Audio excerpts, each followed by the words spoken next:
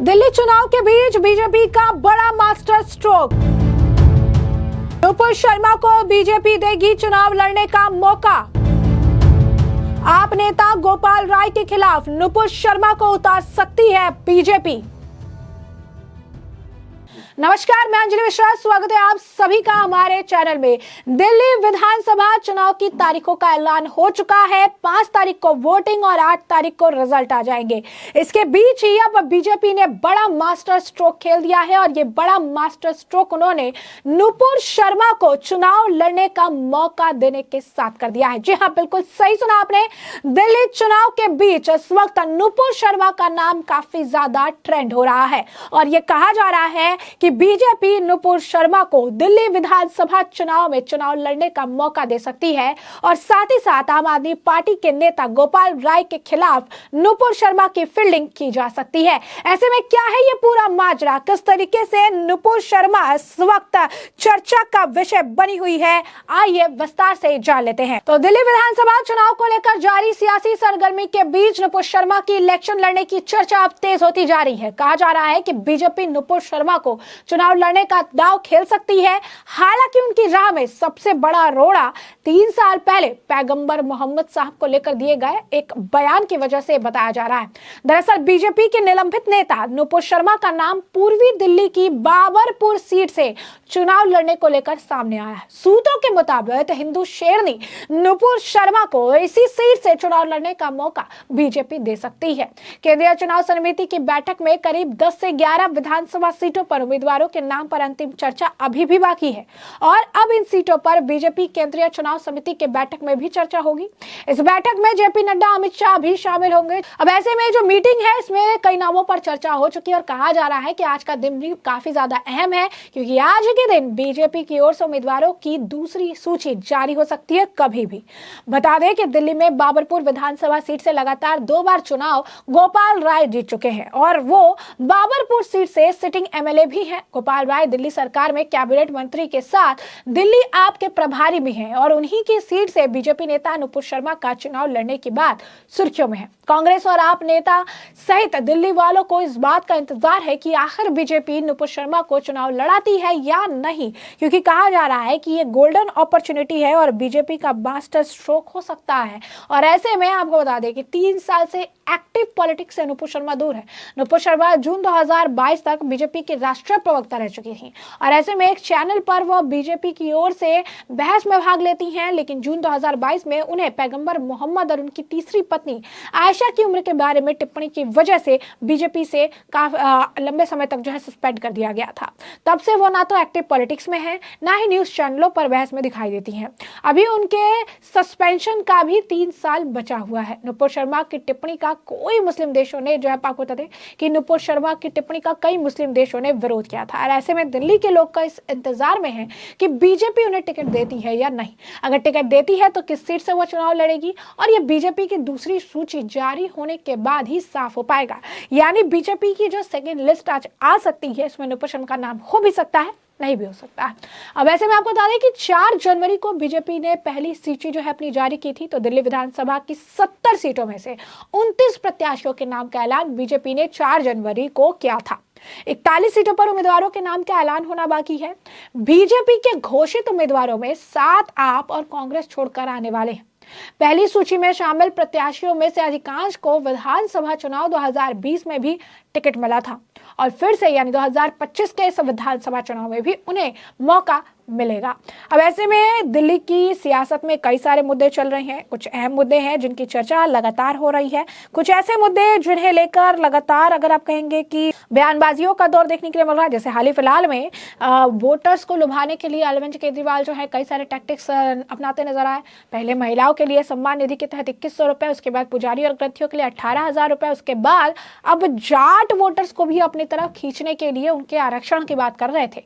उसके बाद इस मामले को लेकर बीजेपी ने उन्हें जमकर लताड़ लगाई और कहा कि 10 साल से क्या केजरीवाल सो रहे थे, जो आज तक उन्हें उनकी याद ही नहीं आई है और अचानक से आज याद आ रही है क्योंकि अब चुनाव का माहौल है और वोट चाहिए। अरविंद केजरीवाल को लेकर तो यह भी खबर है कि अरविंद केजरीवाल इतने घबराए हुए हैं कि इंटरनल सर्वे में न्यू दिल्ली जो सीट है जहां से वो चुनाव लड़ने वाले हैं, उस सीट पर उनका हार जो है वो सुनिश्चित बताया जा रहा है। और ऐसी सिचुएशन में अरविंद केजरीवाल या तो न्यू दिल्ली सीट छोड़ेंगे या फिर एक नहीं बल्कि 2 सीटों से चुनाव लड़ेंगे, यानी कहीं ना कहीं सेफ गेम खेलने का प्रयास कर रहे हैं।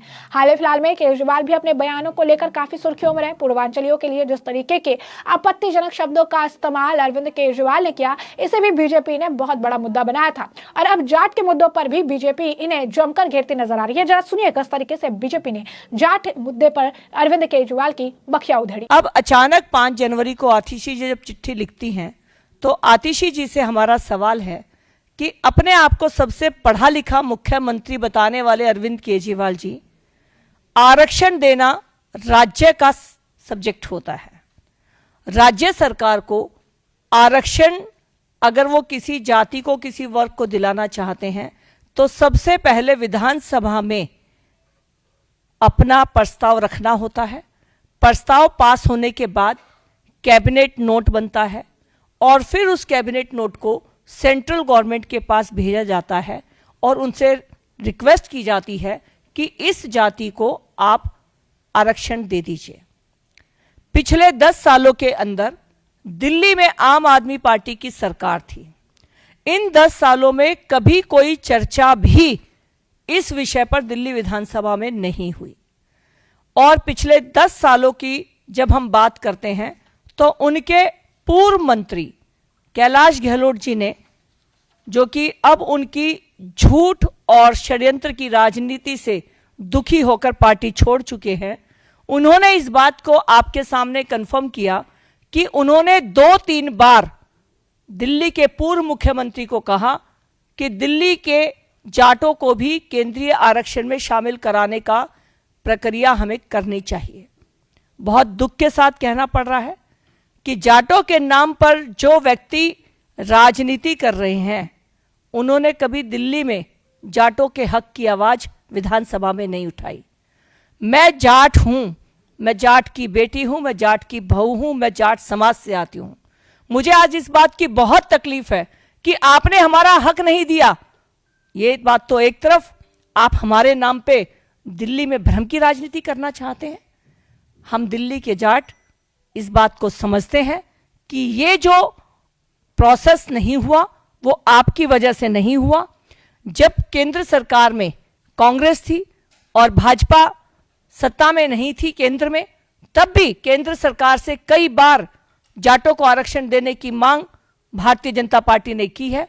और आज जाटों का केंद्रीय आरक्षण में शामिल दिल्ली के जाटों का ना होना, इसका एकमात्र कारण अरविंद केजरीवाल जी की 10 साल की दिल्ली की सरकार है।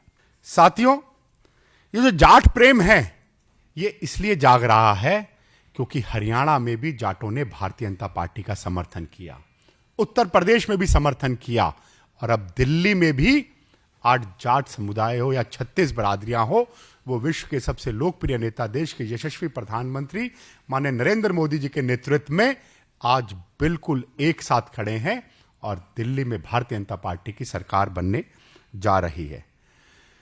साथियों, जब भी आपने देखा होगा अरविंद केजरीवाल किसी इशू में फंसते हैं, वो शीश महल में फंसे, चाहे वो शराब घोटाले में बस फंसे, तो डिबेट को डेविएट करने के लिए वो एक नया चुनावी जुमला शगुफा छोड़ देते हैं जिसको दिल्ली की जनता स्वीकार नहीं करने वाली।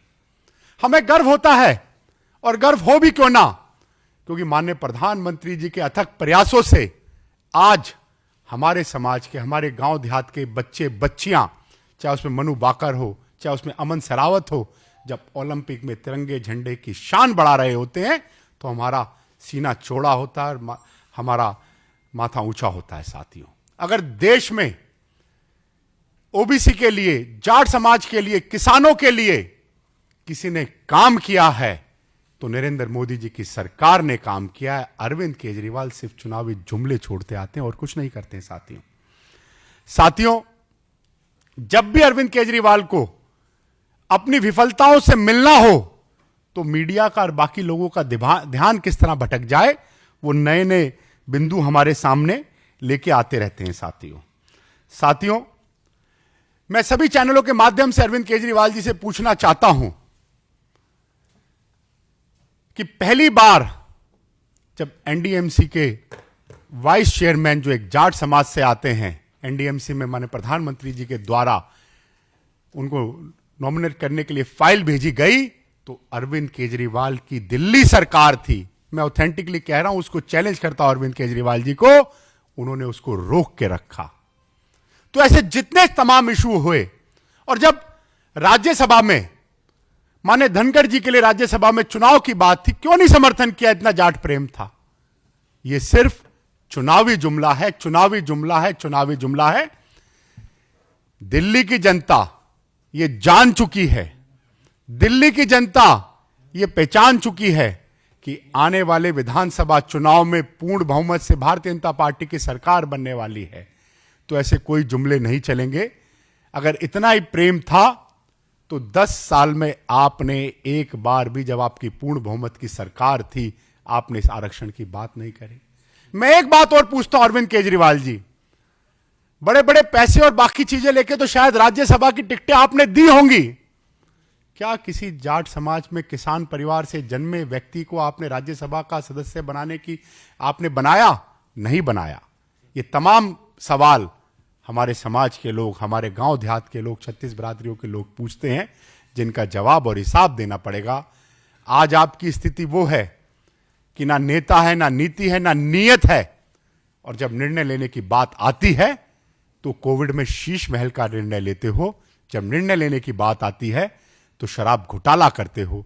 तो जनता जान चुकी है, इस तरह के चुनावी जुमले आप छोड़ना बंद करें।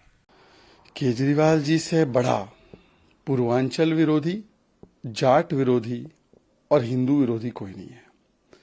आजकल उनको जाट समाज याद आ रहा है।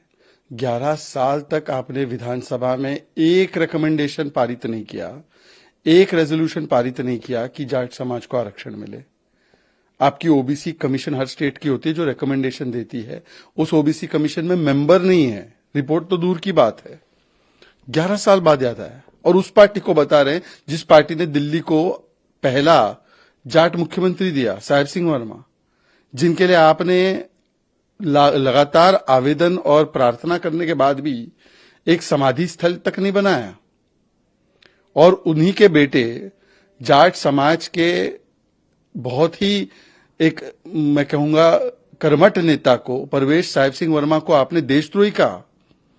और किसान समाज के लोग ज्यादातर जाट समाज से होते हैं, उनकी किसान सम्मान निधि रोक दी। और आप बात कर रहे जाट समाज की। हमने तो उत्तर प्रदेश में दिया है आरक्षण, हमने हिमाचल में भी दिया है, हमने राजस्थान में भी दिया है। आपने क्यों नहीं रिकमेंडेशन किया 11 साल में? पूर्वांचलियों को भी गाली देने का काम किया। उत्तर प्रदेश और बिहार के लोग फर्जी है। ये 500 रुपया लेकर 5 लाख का इलाज करा के भाग जाते हैं। इनके एक नेता है बोजा, अवध ओझा, वो कहते हैं कि नेपाल के लोग बड़े कर्मठ है, यूपी बिहार के लोग बड़े आलसी है। वीडियो बना के उन्होंने बोला है। अब मैं पूछना चाहता हूं कि जो पूर्वांचल समाज का अपमान किया है, जाट समाज का अपमान किया है, उसके लिए माफी मांगेंगे आम आदमी पार्टी के लोग। तो जैसा कि आपने सुना कि इस वक्त जो है जाट वाला मुद्दा भी काफी ज्यादा चर्चा का विषय बना हुआ है। शीश महल, महिला सम्मान निधि, इसके बाद पुजारी और ग्रंथियों का मामला, और अब जो है जाट समुदाय से जुड़ा हुआ ये मामला, जो कि इनके लिए परेशानी खड़ा करता नजर आ रहा है। और बीजेपी इन मुद्दों को जोरों शोरों से उठा के अरविंद केजरीवाल पर कई सारे तीखे सवाल दाग रही है, जिनके जवाब केजरीवाल के पास नहीं मिल रहे हैं। अब ऐसे में नुपुर शर्मा को अब क्या बीजेपी मौका देगी? क्योंकि आज सेकंड लिस्ट जारी हो सकती है कभी भी, और ऐसे में नुपुर शर्मा का नाम इस लिस्ट में आता है कि नहीं, इस पर संशय जो है बना हुआ है। लेकिन कहा जा रहा है कि बीजेपी गोपाल राय के अगेंस्ट नुपुर शर्मा को मौका दे सकती है, जो बहुत बड़ा मास्टर स्ट्रोक हो सकता है। वैसे में हमने आपको जो पूरा मामला है विस्तार से बताया है, और इस मामले पर अब आपकी भी जो राय हो कमेंट सेक्शन में कमेंट करके जरूर से जरूर साझा करिएगा। धन्यवाद।